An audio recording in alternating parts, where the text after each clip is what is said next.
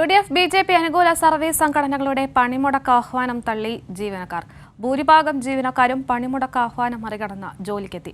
സെക്രട്ടേറിയറ്റിൽ ജോലിക്കെത്തിയവരെ തടഞ്ഞ് സംഘർഷാവസ്ഥ സൃഷ്ടിക്കാനും ശ്രമം നടന്നു. കേന്ദ്ര അവഗണനയും കേരളത്തെ സാമ്പത്തികമായി ബുദ്ധിമുട്ടിക്കാനുള്ള നീക്കങ്ങളും തുടരുന്നതിനിടെയാണ് UDF BJP അനുകൂല സർവീസ് സംഘടനകൾ സർക്കാരിനെതിരെ സമരം പ്രഖ്യാപിച്ചത്. ഇത് പൂർണ്ണമായും തള്ളിയാണ് സംസ്ഥാനത്തെ സർക്കാർ ഓഫീസുകളിൽ ഭൂരിഭാഗം ജീവനക്കാരും ജോലിക്കെത്തിയത്. സെക്രട്ടേറിയറ്റിലെ ഹാജർ നിലയിലാകട്ടെ കാര്യമായ മാറ്റമുണ്ടായില്ല. ഇന്നലെ 3669 ജീവനക്കാർ സെക്രട്ടേറിയറ്റിൽ ജോലിക്കെത്തി. 3896 ആയിരുന്നു ഇന്നലത്തെ സെക്രട്ടേറിയറ്റിലെ ഹാജർ നില. UDF BJP സംയുക്ത സമരം പ്രഖ്യാപിച്ചിട്ടും സെക്രട്ടേറിയറ്റിലെ ഹാജർ നിലയിൽ കാര്യമായ മാറ്റമുണ്ടായില്ല. രാവിലെ സെക്രട്ടേറിയറ്റിൽ ജോലിക്കെത്തിയ ജീവനക്കാരെ തടഞ്ഞ് സമരാനുകൂലികൾ സംഘർഷമുണ്ടാക്കാനും ശ്രമം നടത്തി.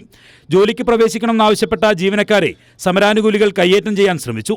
സമരക്കാരുടെ ഏറ്റവും പ്രധാന ആവശ്യങ്ങളിലൊന്നായ DA കുടിശ്ശിക ഘട്ടം ഘട്ടമായി കൊടുത്തു തീർക്കുമെന്ന് ഇന്നലെ ധനമന്ത്രി KN ബാലഗോപാൽ വ്യക്തമാക്കിയിരുന്നു. മറ്റൊരു പ്രധാന ആവശ്യം ഉമ്മൻചാണ്ടി സർക്കാരിന്റെ കാലത്ത് നടപ്പിലാക്കിയ പങ്കാളിത്ത പെൻഷൻ ഉപേക്ഷിക്കണമെന്നായിരുന്നു. കേന്ദ്ര അവഗണനയ്ക്കെതിരെ മിണ്ടാതിരിക്കുകയും സംസ്ഥാന സർക്കാരിനെതിരെ രാഷ്ട്രീയ സമരം നടത്തുകയും ചെയ്യുന്ന പ്രതിപക്ഷ നടപടിയെ പൂർണ്ണമായും തള്ളുന്നതായിരുന്നു ജീവനക്കാരുടെ സമരത്തോടുള്ള പ്രതികരണം. കൈരളി ന്യൂസ്, തിരുവനന്തപുരം.